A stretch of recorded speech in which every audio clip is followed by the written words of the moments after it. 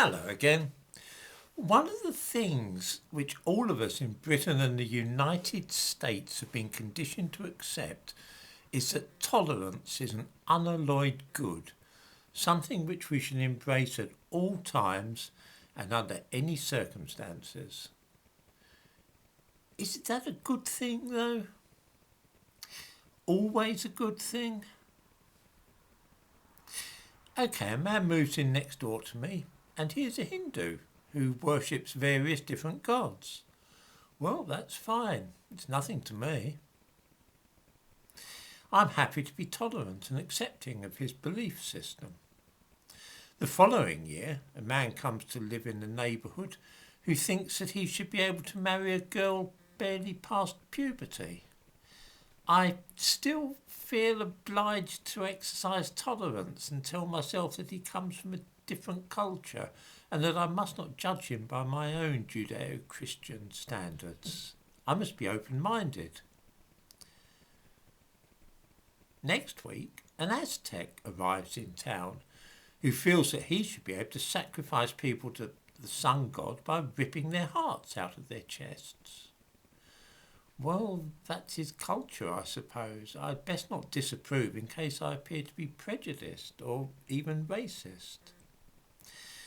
The difficulty here is that all cultures and religions are not equally good and desirable. The very idea is absurd.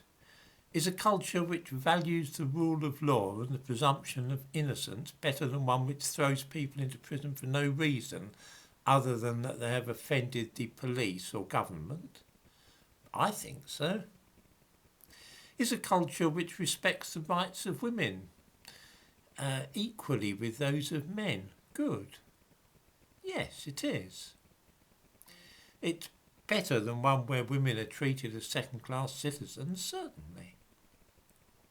Sometimes we're so caught up with the idea of not being judgmental that we forget that some societies are much better than others and that our own political systems are much better than those in China or Cuba.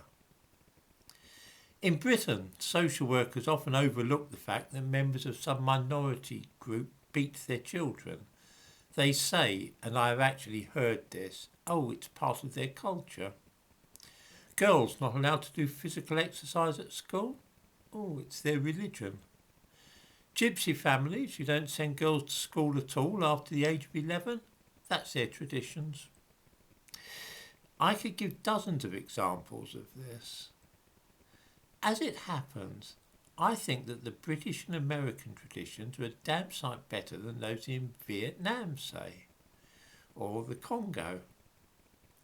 I value our civilization and hope that it endures.